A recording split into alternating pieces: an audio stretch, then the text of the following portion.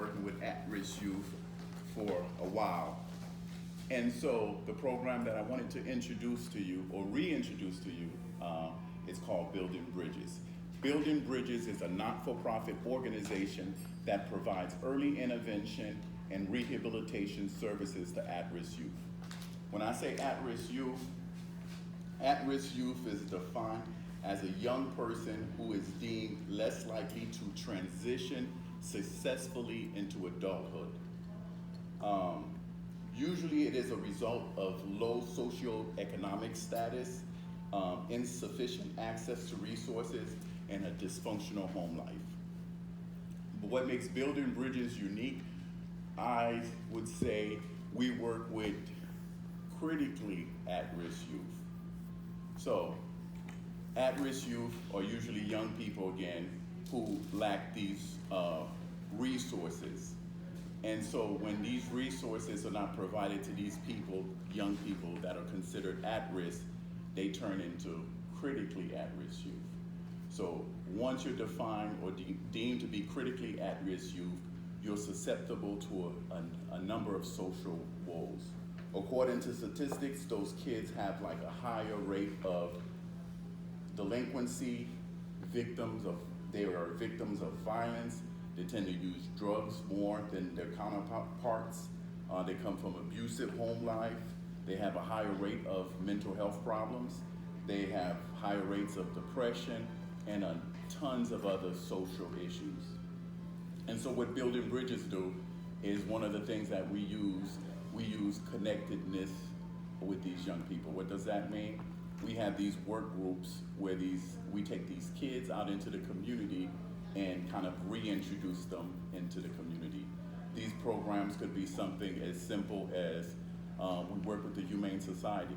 And so we take our kids and we have like a group of 3 kids and a staff, and we socialize with the animals with the kids. We cut grass for the elderly or people with developmental disability. And then we just kind of, through those type of programming, we're able to build relationship with our kids, and through these relationships, we're able to give them constructive criticism and experiential learning.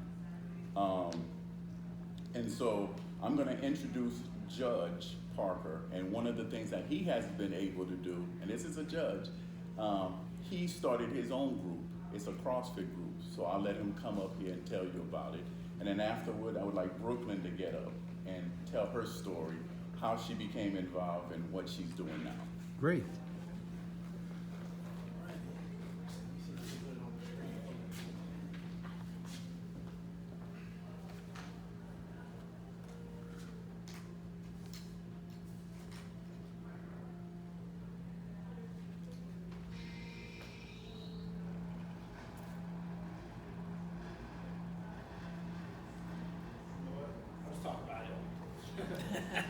So just a little bit about my background. Again, I'm Judge Gerald Parker.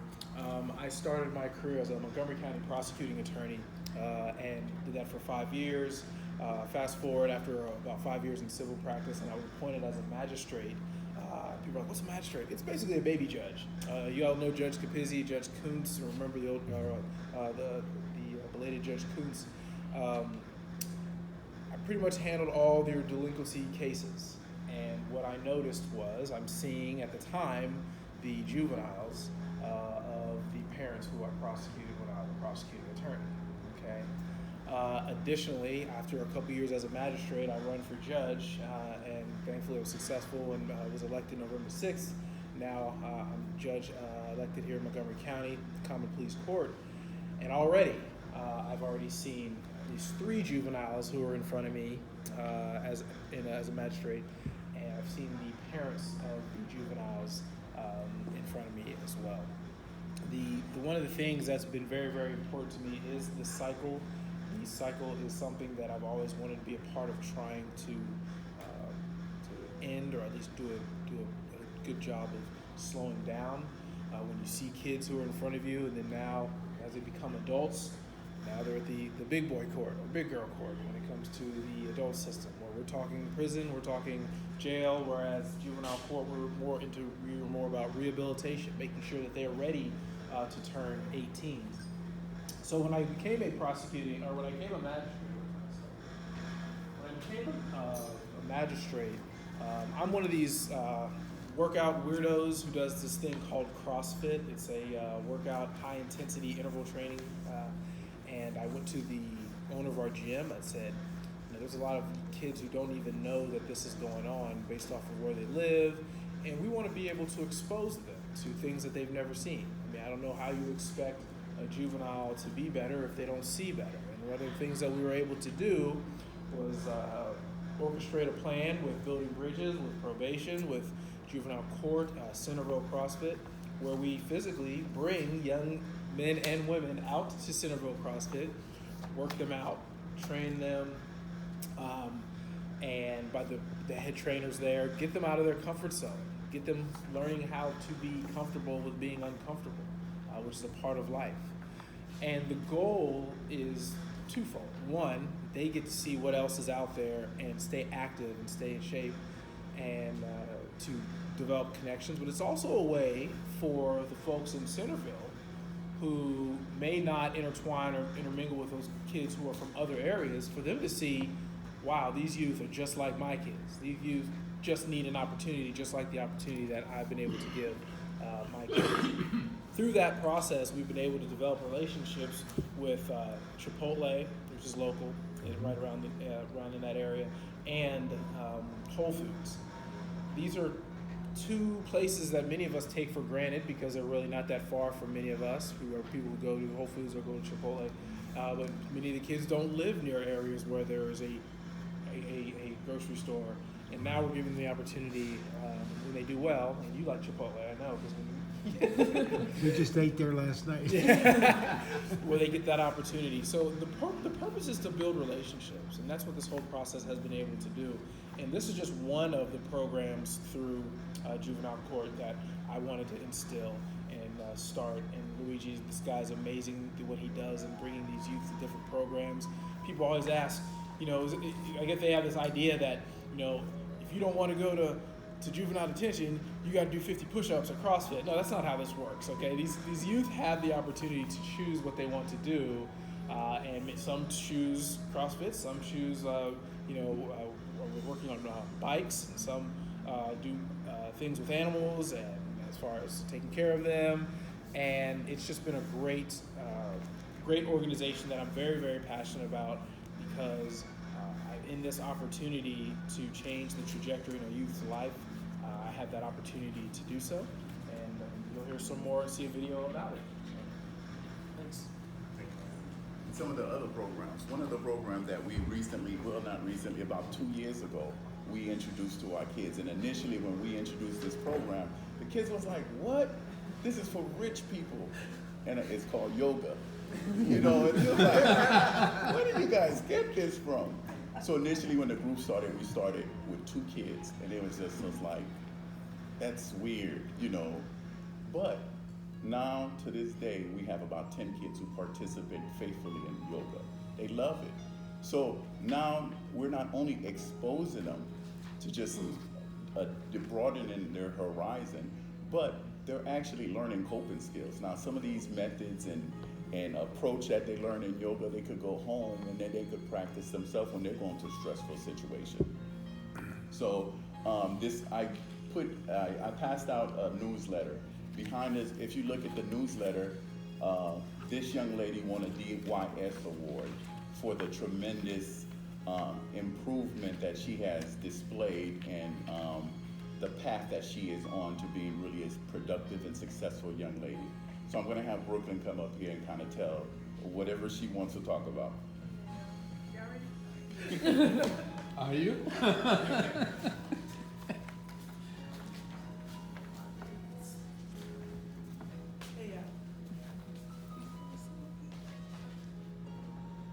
I didn't bring papers like that. Just run it. And we wouldn't have listened to you. We're comfortable people here, so just relax and. Okay, y'all. So There's nobody here, just us. So, like they were saying, Better Bridges is a phenomenal Does the organization. microphone work? Kitchen. He can't hear well. It's portable, I think. But I think that George has to turn it on. Hello? Okay. Here you are. Oh, that's even better. You're talking to some old. Clark left his hearing aids home, that's why. Okay, okay. Well, like I was saying, Building Bridges is a phenomenal organization. Okay, they help kids like me and stuff like that. Alright, let me start over. Let me read this. It helps juvenile kids transform their lives. Okay, like they were saying and stuff like that, exposing kids to stuff that we don't usually see every day, and things like that, doing stuff that we wouldn't do on an everyday basis. And let me see, it helps. Oh wait. I first got in the program because both my brothers were on probation, and they were on probation for like 3 years, and I've always called Dodieu kind of group because like some of the stuff they did, thought it was fun, but it actually helps kids. So Microphone up. stand up, can you hear me? That's better, that's good. I don't want to be too loud, y'all. Not too loud. But yes, both my brothers was on probation, y'all. So it's like some of the stuff they went to, I wanted to go to too, y'all. I wanted to do yoga and stuff like that. So I asked Dodieu for like 2 years. Then he finally let me do it, y'all. So then yeah, it was fun and stuff like that. Let me see. Okay, they did fun things, but it wasn't just for the fun of it. It was also to help kids in ways they didn't know they needed help in. Yeah, so Building Bridges has helped me in so many ways. They help kids with their attitudes, because I've got a real bad attitude, like people make me mad a lot. But like when I'm with Dodieu and everyone else, you can't have that attitude there, so I had to learn, like I can't have this attitude. Or like when I do have an attitude, they like help me, tell me like, when I go, like, what is it? Sorry y'all, I gotta think on how to word this. Anyway, forget it. Give us an example. You have an example. An example. Usually when I have a bad attitude, things don't really go my way. But when I express my feelings and just learn how to calm down a little bit and stuff like that, and just talk it out, it's just so much easier. So it's not like when I got an attitude, I'd be so mad, and then people be trying to talk to me, and I don't be wanting to listen sometimes. Dodieu is one of those people. He get on my nerves a lot. So yeah, I had to learn how to control my attitude. And he helped me with that a little bit, yeah. So thank y'all for that. I got a lot of stuff to say. Yeah. Don't let me bore y'all.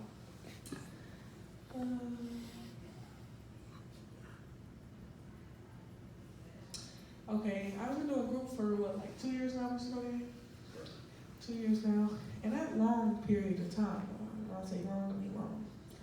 That long period of time, I've done volunteering work for a lot of places, including one that I still do now at the Humane Society, like he said earlier. That's on every Wednesdays, and like he said, we put up the dogs and the cats and the animals and everything. And it's very relaxing, because like, not every day I can just leave the house and, okay, I'm gonna go volunteer at the Humane Society, stuff like that. So I like that group a lot, and I also do, You've done CrossFit. yes, and I also love this one group, y'all. It's called Ball, and they got a different place. There's like a different place every time, and it's just this truck full of food, and they pull it out and we set it up and stuff, and then people come to the line and we hand it to them, like we help them carry their food in the line and carry it back to their cars and stuff like that. I also like that group because I feel like, okay, how do I word this? I feel like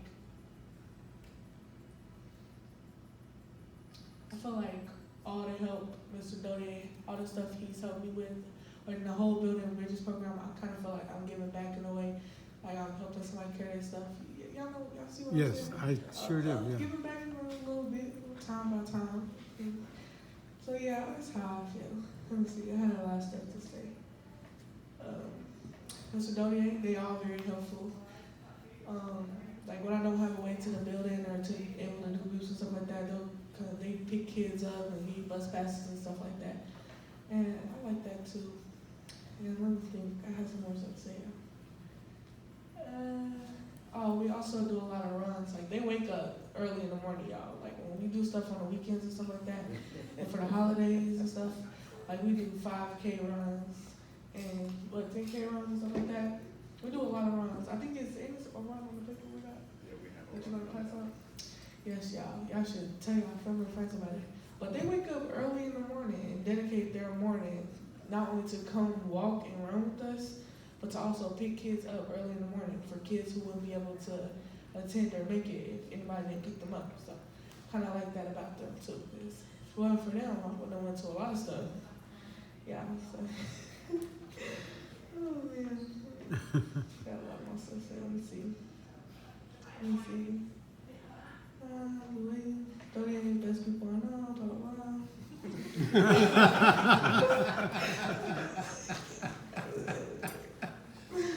Thank you. So what happens when you go home after you go to Building Bridges? After we go home, After you go, are you a different person? I wouldn't say a different person, but it's very relaxing. Like, I like going to the building and stuff like that, and sit there, and they also, like, they give you lunch, stuff like that, and give you some water and everything.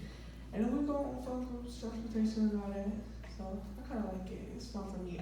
Even the kids who claim they don't like it, they like it. Let me ask you, What you about your have really, friends?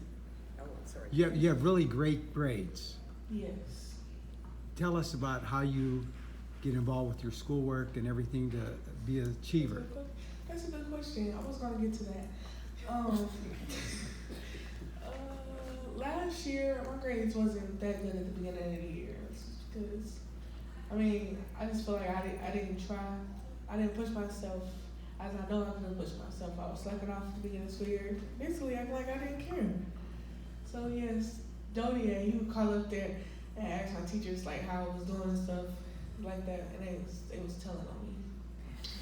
So yeah, so he told me how to do better. Did you give me a tutor? I don't think I got a tutor. But he provides tutors for the kids though that need help with their work, which I like too, cause yeah, at school they don't really be helping us for like they'll say it, but we don't really be getting it.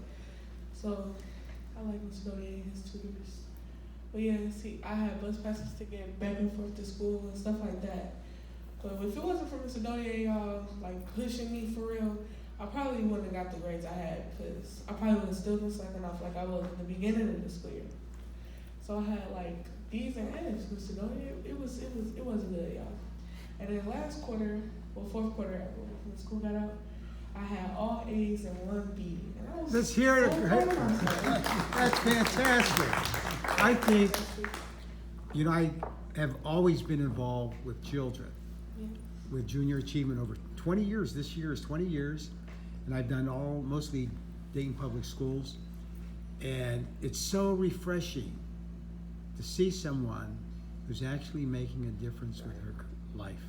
Thank you. It really is. But don't forget Mr. Dodieu, y'all. Well, If it wasn't for him, that's why we support. Our club supports Building Bridges and the Victory Project every year. ooh, the Victory Project is about to- And Montgomery County Pell. Every year we give a check, because we think there's a lot of greatness coming from those organizations. So I want to know when you go home at night and you're back there with your buddies and stuff, what happens? Are you different? If they want you to act different, or you go back to the. I mean, I don't really have a lot of friends, guys. Like peer pressure, doing the wrong thing. Well, or Yeah. pretending you're going to do the wrong thing because they want them to accept you, want to be accepted. That's a good question. So one of the things that we're able to assess, right, maybe about 2.5 years ago, she was on probation. After she successfully completed probation and successfully completed the Building Bridges, she's still not on probation. So that says a lot because we know that our young people, once they get into trouble, they get into this cycle where they continue to get into trouble. So what we're seeing with our young people, as long as we continue to provide the structure and the discipline, they are successful. For example, Brooklyn doesn't have to come to the program. She's not mandated. She's been done for over 2 years, but she chooses to participate in the program. And I think that says a lot. So this Building Bridges is on a small scale, but I am so happy and thankful that we live in Montgomery County where they have other programs similar to Building Bridges, such as the Victory Project and other programs that are doing similar work.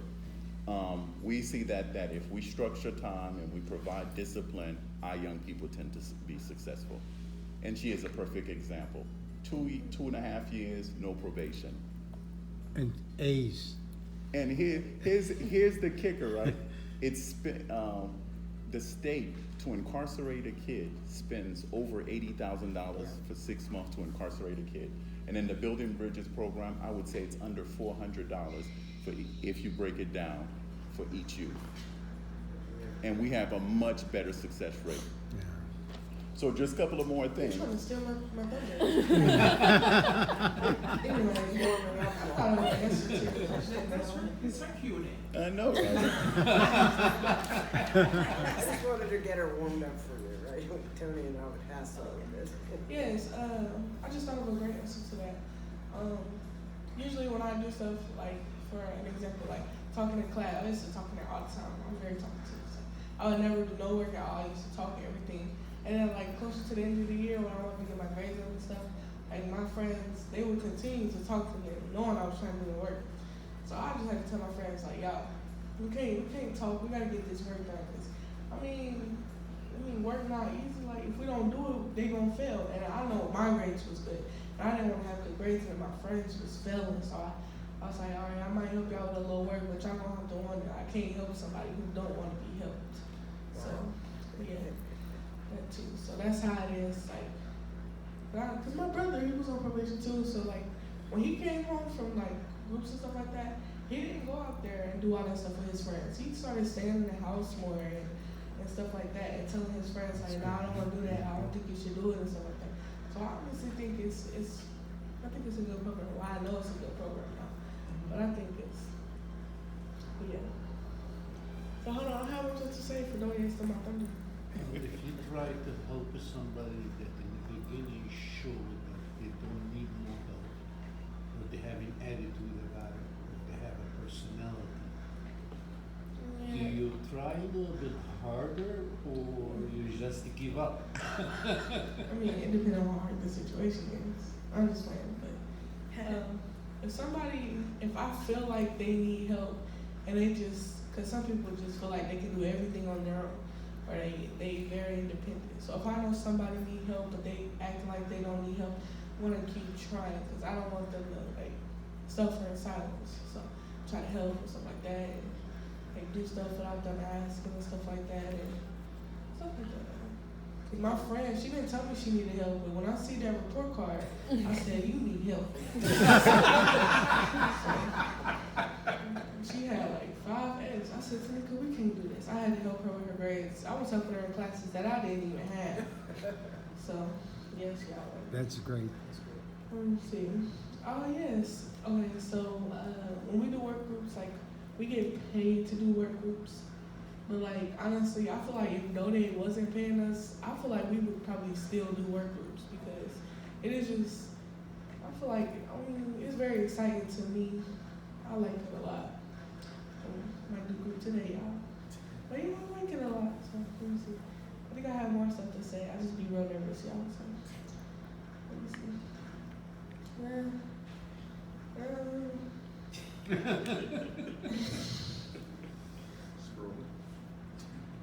I summed it up. It was very long, y'all. I summed it up a lot. So the only thing I forgot to say on here was Dodieu was a nice person. Even though he gets on your nerves. Yes. But no, I'm just playing. He really is a nice person, and I like all his staff, because they didn't even gotta do the stuff they do. Like Miss Lynn, she started her own blanket group and stuff like that, and she goes out and she buys the yarn and everything. So I feel like that's very nice. So, and also thank you to him. Guys, go clap for my people. There we go. Yeah, what was I gonna say? I like his group too. That's too much work now. I like his group too. So yeah, I love you people. You want to talk to us about it? Thank you, we love you too. Bye, y'all. Before I get from So Brooklyn tends to say Mr. Dodieu, but what she's really saying is building bridges. I'm just the face of building bridges, so a lot of people know me. It's easier to say Dodieu. But whenever she say Dodieu, she's just really saying building bridges. That is an awesome organization, and I've been involved. The cool thing about building bridges, we have no paid staff. So any donations that you make to building bridges, it goes directly to building bridges. I think we only have like 5% administrative fees. Like, other than that, 95% of all donations go directly to programming. And as Brooklyn was saying, one of the ways we hook kids into the program, we provide them with a monetary incentive for their participation. $12 per group. I mean, like, to us, it's like $12? These kids be loving those $12 checks. And then we've made partners in the community, and then we've made a partner with the local store in our community where the kids, once we give them their checks, they're able to go to this store and they're able to cash it, even if they don't have an ID. So, and then through those checks, we're able to teach them about being responsible with money, about maybe opening a savings account, putting money away, and a number of things. So what we try to do, we try to educate, empower, and we do most of it through just experiential learning. Again, whatever people have in the community, they call me up. For example, Monday, this lady called me up. She said, hey, I would love to expose your kids to a mystery and mayhem at the spaghetti warehouse. So we took 6 kids, 2 staff, and they went down to the spaghetti warehouse, and they watched the performance, and they got clues, and they tried to figure it out. Most of the kids came back, and it was like, oh, this was awesome. It was cool. We got tickets for October to go see the opera. And usually that's a hard sell for the kids, because they're like, opera?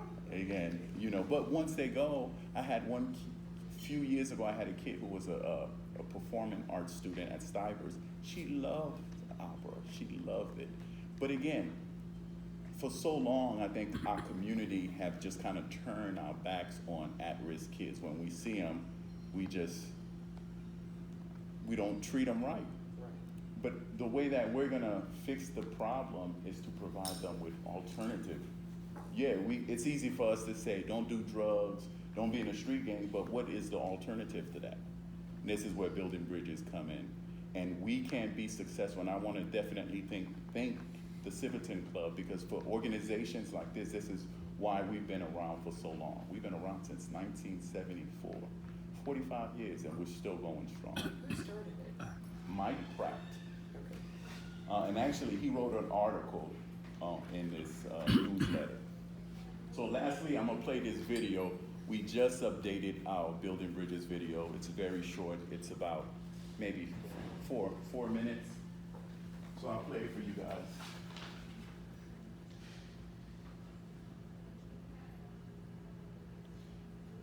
Get the lights, somebody? That's what she just said.